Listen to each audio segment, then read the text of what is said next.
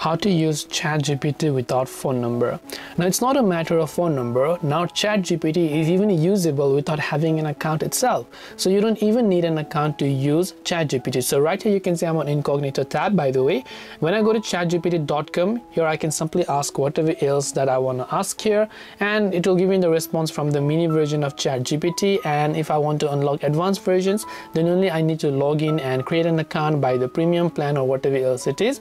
Other than that, I don't really have to do anything, right? Otherwise, what I can do is I can just click on the sign up button right here and then start creating an account. And you don't need to necessarily have a phone number to actually create an account, right? You can simply go ahead and tap on the continue option and then just choose to create your password or continue with your Google or Microsoft or Apple account.